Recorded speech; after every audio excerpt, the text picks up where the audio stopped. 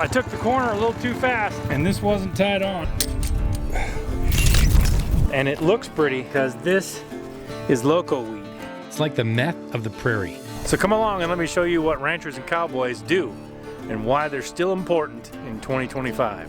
I can't make these videos alone, so I've partnered with companies like Marbled Meats in Billings, Montana. This is some of the best jerky you have ever eaten. I know it's kind of missing the fancy package, but it's born, raised, and butchered right here in Montana, but a family operation. Go check them out with the link in the description. I'm Trinity Vandenaker, and this is Life in the West. Oh.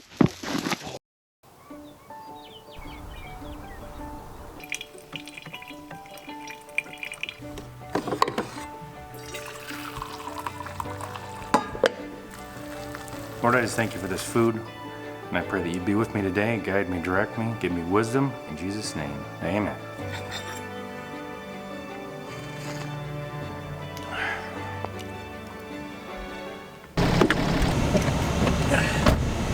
When people think of Montana, they think of big skies and wide open spaces, but what they don't think about is what it takes to live here. One thing you have to be aware of, in springtime, which is what we're at, I just found this stupid little thing. This is a tick right there, and it was crawling behind my ear. That's a different kind of tick. I don't know what kind of tick that is. That's a different one than I usually find. And they're like almost impossible to kill, so I'm gonna go light it with a torch, with a little lighter or something, and make sure it's dead. Mm-hmm. Yeah, look at that. You wanting a treat, are you? Is that what you're wanting? I was getting ready to haul horses all the way to the coast of Washington, so I needed to check all the air in the tires. And these are special tires. So these tires, we have to put like 110 pounds in them, 90 to 110 pounds, which is a lot of pressure. When they go flat, they just blow into smithereens. Right, Dad? Yep. Blow everything else to smithereens. Yeah.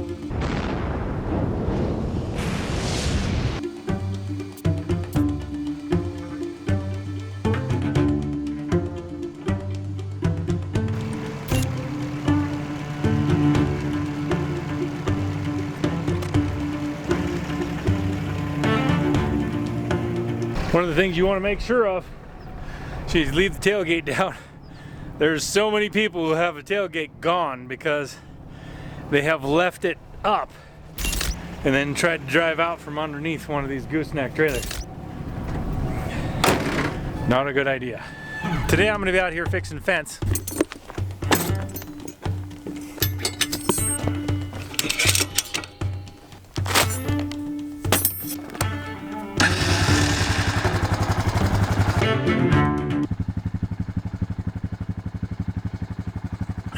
All right, well.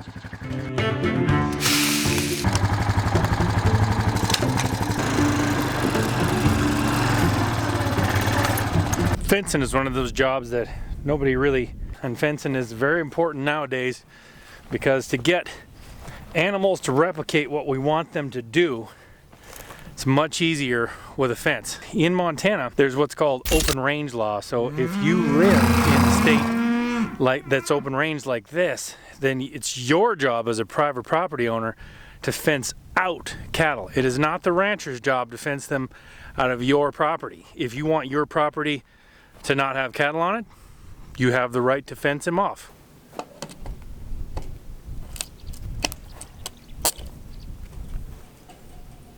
Working with barbed wire is definitely bobbed wire. It's actually barbed wire, but I call it bob wire. It's crucial that you have a good pair of gloves on, and these are brand new. Yes, so sometimes you got to be careful making fun of somebody with brand new equipment because at some point their equipment is new. Now I have lost one of my other gloves over the winter, so now I just have winter gloves, so I had to get a new pair. And that's, but I mean with this stuff you definitely need gloves or you will end up scratched to pieces.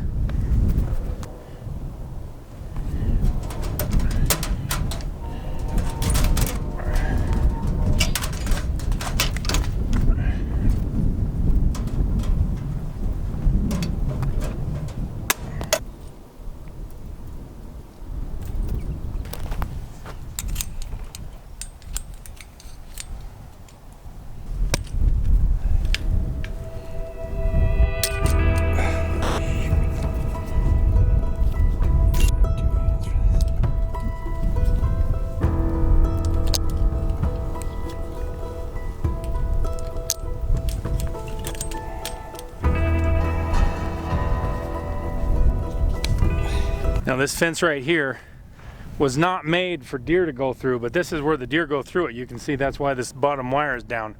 So I'm going to raise that bottom wire a little bit so that they have room to get underneath there. Wire stretches some. Usually it will break though. This, on the other hand, stretched that much. This is still attached on both ends to literally the deer stretched this thing. So I'm gonna have to cut it and wire it together in the middle.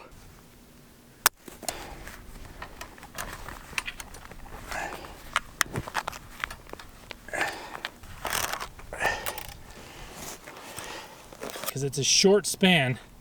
If I tighten it up too much, all these top ones will be loose. So I'm gonna go put this right here. And then put this right there, like that, and then you just jack it together.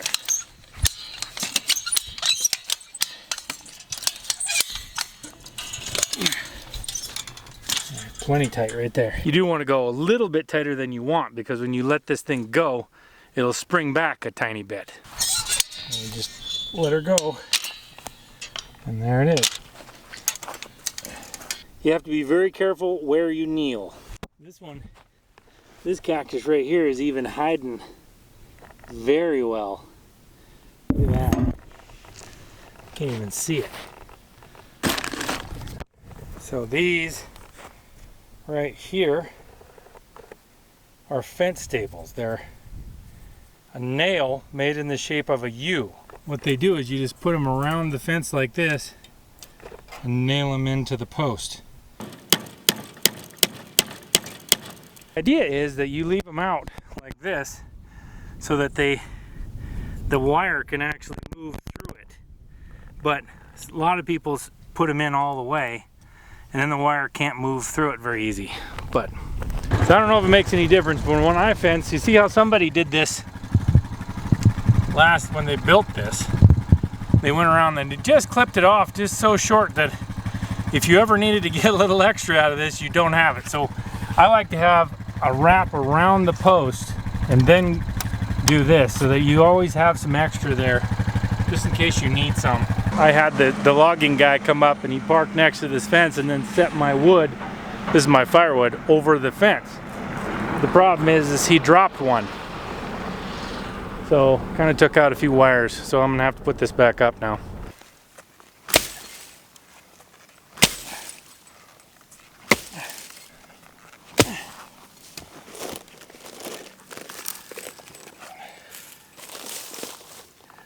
This wire could definitely be tighter, but the only problem is when they made this fence, put this gate in with these little flimsy posts. So the tighter I get this fence, the more it pulls that way, the more I can't get this gate off. The people who built this fence didn't really understand. This is higher than you would ever need for cattle. So what all this does is inhibit the jumping of deer. So they run right into the wire. And then they put one almost on the ground, which does nothing but stop deer from going completely under it. So they go kind of through it and they hook their legs in it and tear it off, which is why this section of fence takes so much crap. In fact, I'm not really sure I'm gonna be able to get this out. Oh yeah, I can.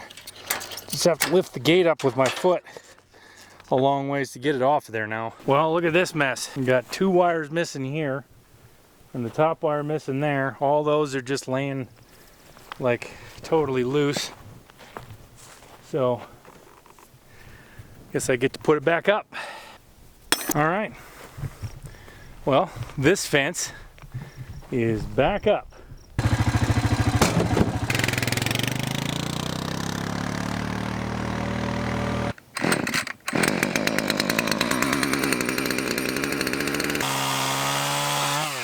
When you buy a place out in Montana or the West, you need to be aware of the laws and what you need. You can't just move out here to where cows are and expect that all the ranchers are going to move their cows out of the way for you and keep them off your property. That's your responsibility. There is responsibility that comes with land, and you bought land in the middle of where cows are, therefore you decided to live there. That doesn't make everybody else responsible for it, that makes you responsible for it. Remember that. One of the things you want to invest in right away is putting a fence around your property, which is horribly expensive, I know, but that's definitely one you want to do. And then put in a cattle guard. So this is a cattle guard. It sits on concrete walls underneath there, and it's a big old plate. Now this is so that you don't have to open a gate every time you come home.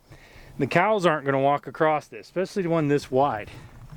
So you can see, now I can walk across it because I can just walk right on here. You see the concrete walls under there, so that leaves a gap.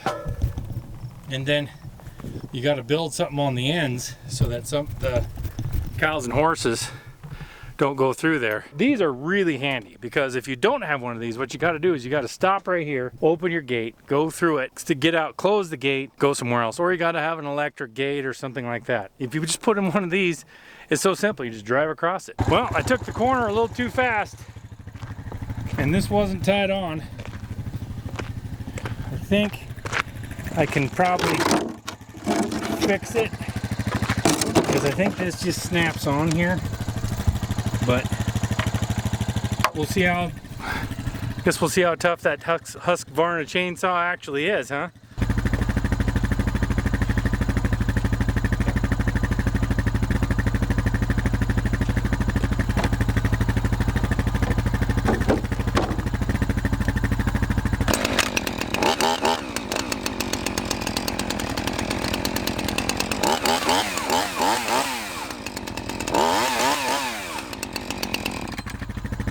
Still runs. Looks like pretty much the only real damage is this thing broke off. The other snapped. So, but it still works, I guess.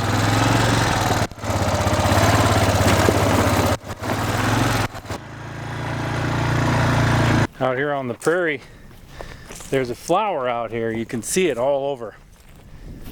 And it looks pretty, but that kind of means that you can't turn the cows out here because this is loco weed.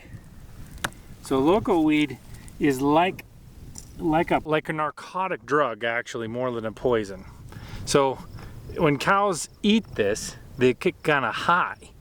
And so they really start to like it. So they start eating just that. They'll chase it around and start eating just that. And they'll get skinny and wacko and run over people. It'll eventually kill them because they'll just be chasing this stuff. Horses, when they get this stuff, if they eat this and they get locoed, what's called locoed, horses typically act just fine until you get them like worked up into a sweat. And when you get them worked up into a sweat, they'll just like go berserk and run over a cliff or flip over backwards or run right into a wall, or because it does something to the chemical makeup and just makes them go totally nuts. So once they get locoed, once a horse is locoed, they're pretty much wrecked. Bad stuff. There's a growing gap between the people who raise food and the people who eat it. And when you look out here and you hear things all the time like cows are the problem, ranchers are bad. Cattle are part of the solution, not the problem. If you put cattle on ground and raise them right, you can actually sequester carbon. Now, carbon may not be the entire problem. I'm not convinced it is even a problem at all. Right now in the United States, over in South Dakota, they're having a little bit of a battle about this because the ethanol plants, which take corn and wheat and other things and make it into fuel, I would argue, which is called ethanol, which is not very good actually. The last administration passed several things that have to do with climate change, that put climate change first. And right now they're trying to put pipelines in the ground, 1,000 feet in the ground from South Dakota all the way south. And these are called CO2 pipelines. What they're saying is that they're going to try to take the CO2 from these ethanol plants, which are supposed to be, you know, like saving the world, and we're going to take the CO2 and put it down 1,000 feet so it can never come back up. This is what we're facing in this country right now. We're putting climate change ahead of common sense. We have cattle And cattle actually produce food for you. At the same time, they sequester carbon in the soil. Look it up if you don't believe me. How do cattle sequester carbon in the soil? You'll be surprised. Cowboys and ranchers, we don't want sympathy. We just want to do our thing and raise the food that you eat. Well, thanks for tagging along. I know it looks like just another day of fixing fence, but it's all part of the system that keeps rural America alive.